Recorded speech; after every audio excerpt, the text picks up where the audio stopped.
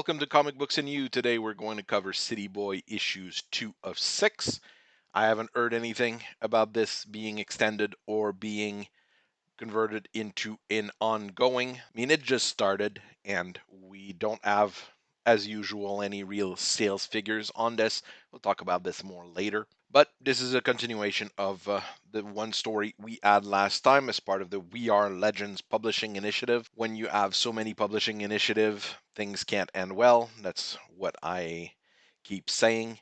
Our main character is still Cameron Kim, a young man with the power to listen, talk, and control the city itself. In this story, he's still in survival mode. Mostly, he's not really doing any heroic acts, even though he's fighting criminals and such, and galactic tyrants, but it's mostly to keep himself alive and eliminating threats to himself and potentially one friend. We see in this issue a little bit more how the abandonment by his mother seems to have left some level of trauma to him, and we see that he was bullied as a kid. We have a power growth in this issue, basically a curve of power increase, mostly because he lets the city talk to him more and starts seeing more what the city wants. So it's powers that he probably already had but never accessed because he didn't want to access them. He does seem to have a good core and a good instinct, but here it's really a survival instinct that come in the way of making friends, making allies, etc. We'll have to see where this goes as the story moves forward. We do see Fujitomo again. Apparently, he survived having his neck sliced open by Boss Chung. While he's trying to help Cameron, he's more or less just a damsel in distress for the entirety of this issue. Not a very important character overall, other than being there to be mistreated in a way. We get introduced to Bruno Mannheim, who's an intergang boss in Metropolis working for Darkseid. His role is pretty straightforward. He's there to deliver Cameron to our next character, Dr. Mokarison. He's the mad scientist priest who originally gave Cameron his powers 10 years ago, who's also working for Darkseid. Doesn't seem to be the smartest nut in the nut bar. He gives someone power to talk to the city and control it, and he doesn't seem to realize that that person might not have the same ideals and desires than he does. But it's nice to see an original villain. I haven't seen any references to him anywhere else. And that's pretty nice for a new character because often enough, especially in DC, Marvel, those big brands, whenever a new character is introduced, he just ends up fighting traditional villains and characters that are from previous eras, basically getting the leftovers. So it's nice to see that in this case. And the character design is somewhat interesting as a villain. As far as the story goes, this is yet another comic which starts with a flashback. The complaints that the comics shouldn't start with flashbacks sounds less and less relevant as time goes on. Here, Cameron is being bullied by 3 random kids, bullying him because his mother abandoned him, saying that she moved to Gotham to be with another man. They get into a bit of a scrap and get into a fight, which is not quite realistic because having known bullies and being bullied, usually when the bullied person fights back, the bully starts backing off really, really quickly. This is just an odd aside here. We go back to the present, and Cameron is using his powers to beat up Boss Chung's and his associate. We learn that Fujitomo is still alive for some reason. He's been getting punished quite a bit and survives.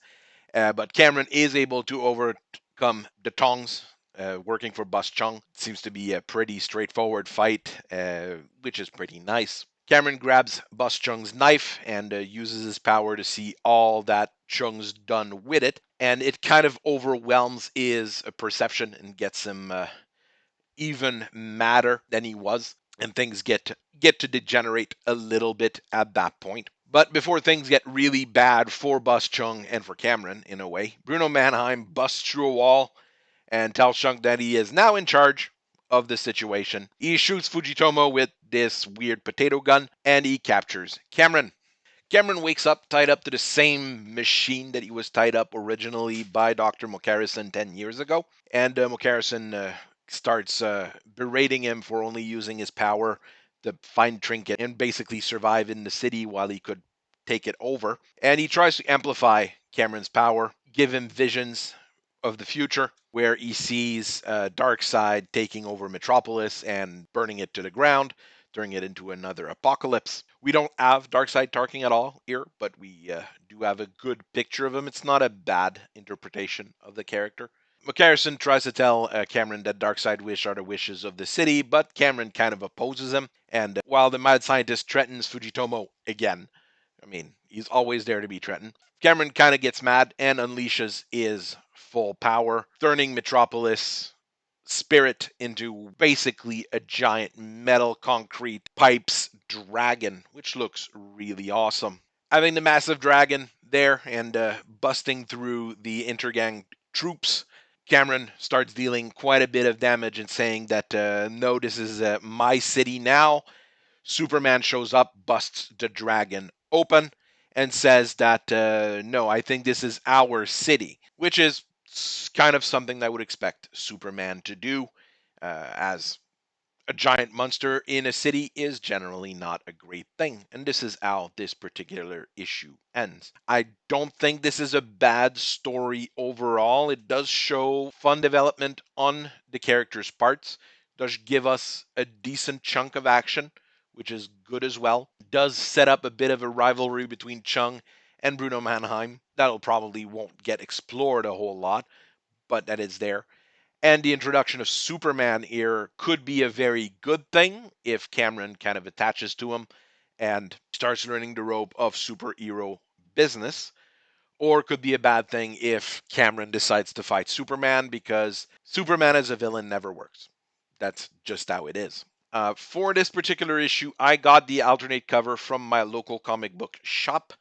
Their online ordering services is all messed up right now. So whenever I order one thing, it orders 2 copies of everything. So I order multiple copies of some comics if I want to have the cardboard edition and the regular floppy. So for some of these, I end up having some nasty issues overall. At least the staff there kind of knows me now, so they put aside kind of what they think I'm ordering.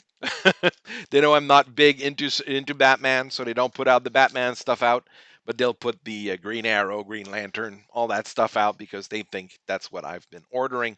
And for City Boy, I had both copies in.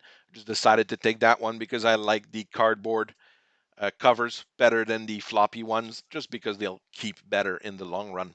John Kent and Cameron Ear are 2 tier K-pop more than usual on this one. Cameron already has that sleek physique of a Korean pop star. John Kent a little bit less, but here they just amped it up just a little bit.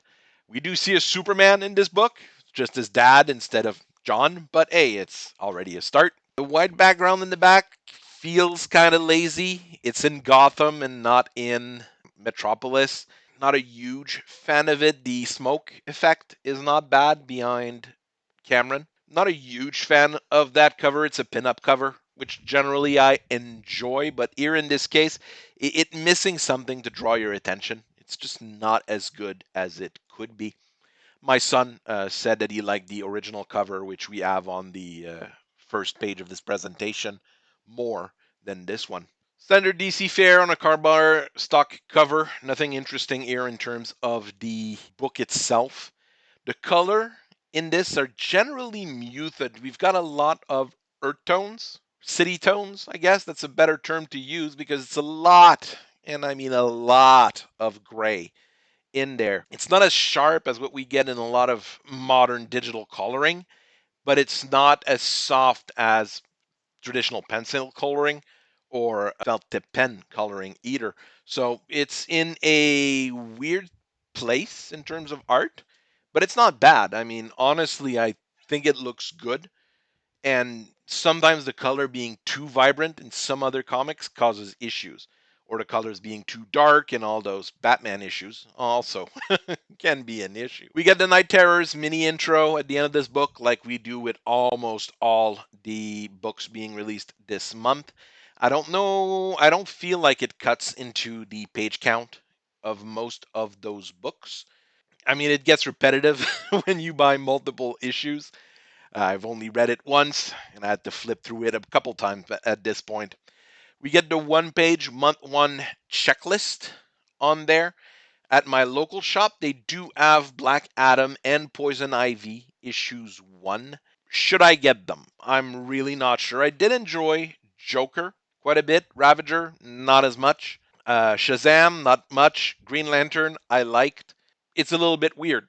And I really don't want to buy all of them because it does get expensive. Those are $4.99 each rather than the regular $3.99. So they're $1 more. Is it inflation or is DC trying to fleece people?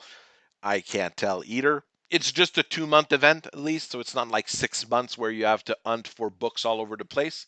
It's a little bit better.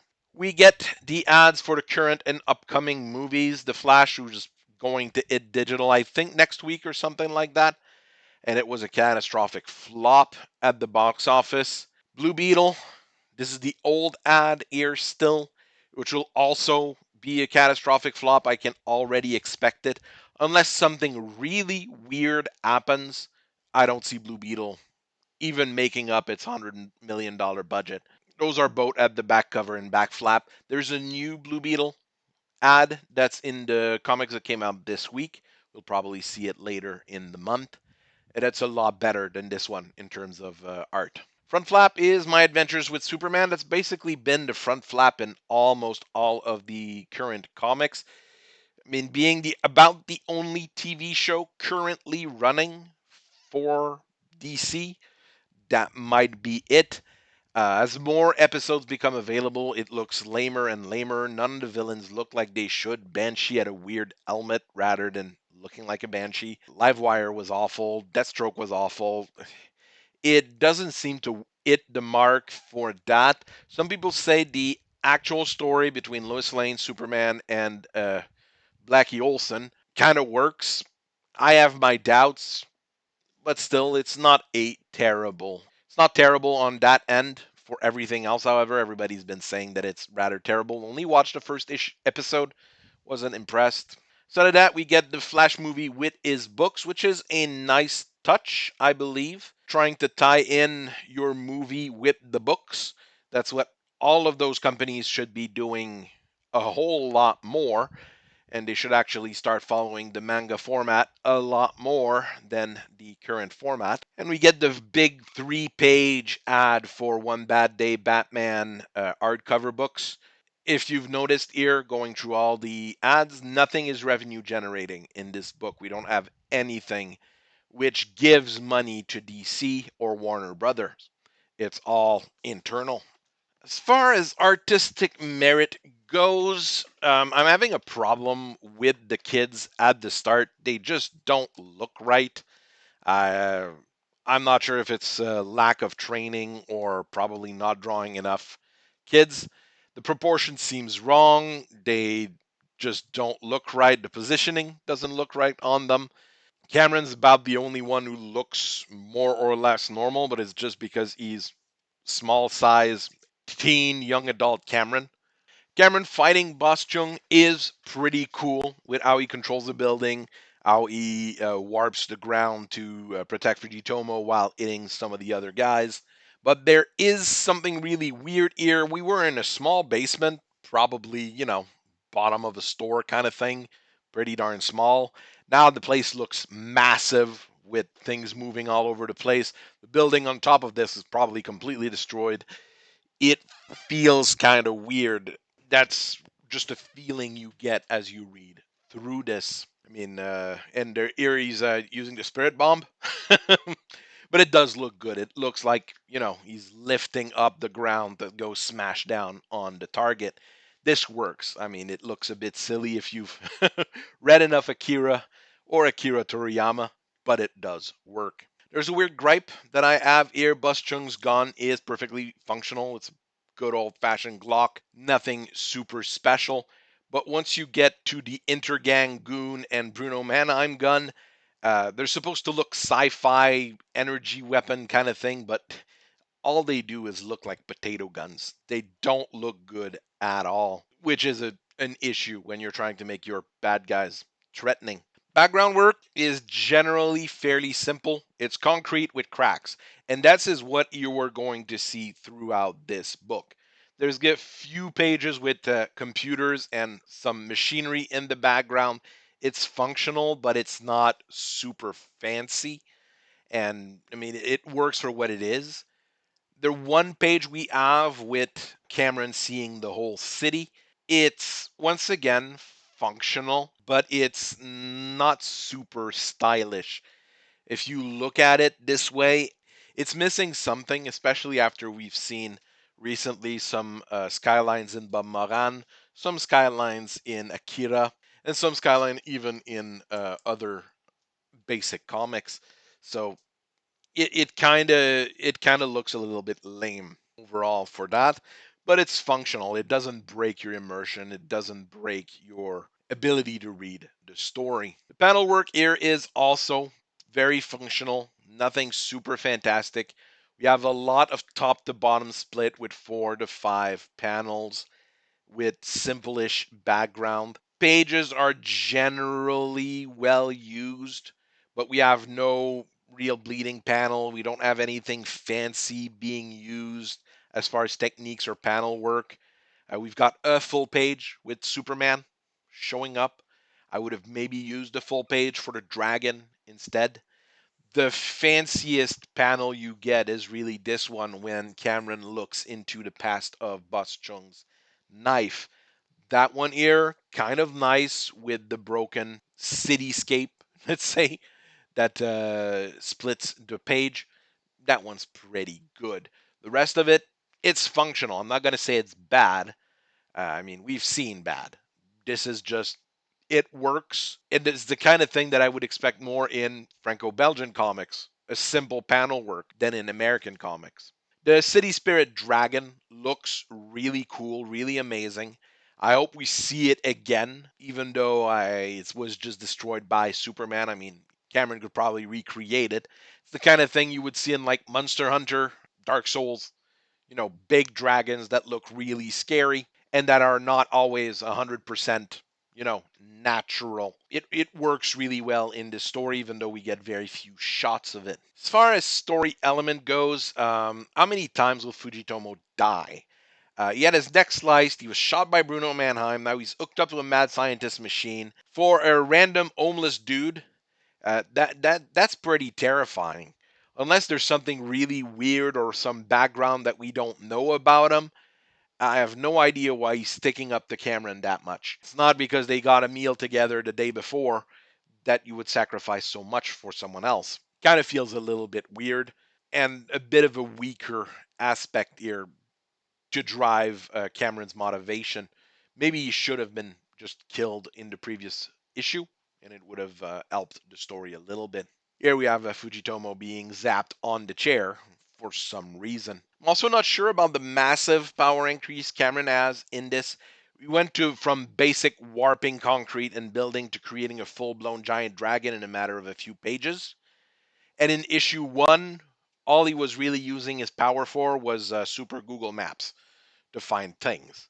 The power curve we see from issue 1 to issue 2 is exponential to the max, which can cause some issues unless they tone it down in the next issue and bring it back up when fighting major villains, something along those lines. Cameron is not yet acting as a hero.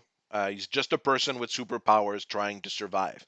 We haven't had much character growth in the 2 issues, except, like we were saying, with his powers. But there's a move in that direction. We see that he wants to do good, he wants to protect the city. So there is some development that I hope continues through the subsequent issues. And here we're really dealing with Cameron, not City Boy. They haven't used that moniker in 2 issues. Even if it's an origin story, it's getting somewhat annoying. It should be something Fujitomo calls them. It should be something that the villain is experiencing and telling him about. The problem with superhero names is that they should be granted by someone else. They're not mantles. We still don't have where does City Boy come from. Right now, it's still Cameron Kim. Darkseid being in the background here does feel like Cameron is punching way outside of his weight class, but we are still dealing with minions right now. Bruno Mannheim might be a boss for Intergang, but I have a feeling Intergang might have a hard time dealing with Cameron at full power. Dr. Mochaccino, or however you want to spell his name, is one of Darkseid's underling. And as a science villain, you can see that he might be able to bring things to the front in the future as minions of minions and things like that. We didn't go straight from fighting random Tongs to fighting Darkseid. We're still in that middle section here where he's fighting minions. I'm perfectly fine with Superman showing up here. Big stuff happening in Metropolis. Superman is likely to get involved. The line at the end, we feel like this is our city. That's a very Superman thing to say. It's not because it's his city. It's not Superman's city. It's everybody who lives in its city. Superman has that outlook on life, and that's what he generally reflects.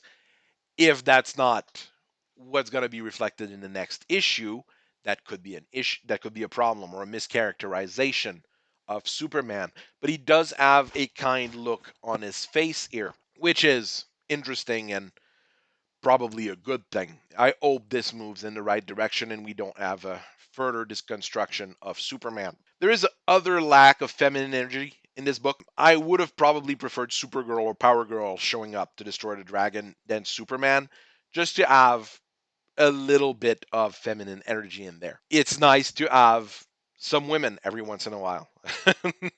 As long as it's not the girl that's the key to everything. Female energy is good and allows us to have speculation, theories, have ideas of what's going on. It's a little bit more interesting at times. As far as the pacing goes, it's really separated in three scenes: a flashback, an action scene, and a character work scene. Flashback doesn't add much to the story here outside of trying to show us that Cameron was bullied as a kid. But as I was saying earlier, it doesn't feel like he's being bullied. If you fight back against your bully and you actually can cause physical damage, you won't be bullied for very long.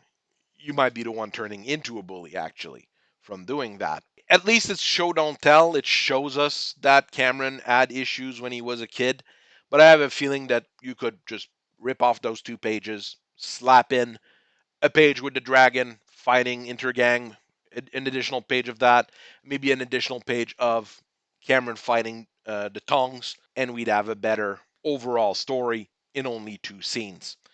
Just a little bit better. The fight against Boss Chung is nicely paced. He beats up the random grunts, then goes after Chung himself, and Cameron is dominant throughout the whole thing. This is how you want to show your hero in his first real fight, being a force to be reckoned with, so we can enjoy him and feel like, okay, he's not just going to be fighting grunts, this is below him going forward. So against normal threats, he's overpowered. You'll need to have something fancy to stop him, basically. After capture of Cameron, he's hooked up to the machine by this service mad scientist. Feels a little bit odd. I felt like it was a flashback at first because I thought McCarrison was killed in issue 1. Just a weird feeling. We do get a lot of show don't tell in this though, because, well, we have very little exposition.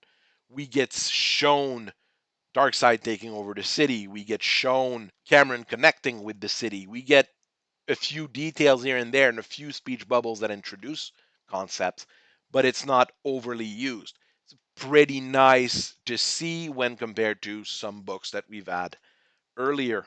And the introduction of Darkseid in the apocalypse style Metropolis is pretty cool. It's a nice introduction to the character in a way. A little bit same with the dragon bit. Cameron power is overflowing. He's building a weapon out of Metropolis itself because he wants to defend himself and defends his friend Fujitomo. It's a show don't tell moment. Perfectly balanced, well paced. It works like it should. Final thoughts? Well, I don't know where this is going, honestly. I was wanting street level action with the new characters, but we're already playing in the big leagues with Darkseid and Superman. Superman's not an awful character to have as a mentor, even for one or two issues, because he is a pure representation of what a superhero should be.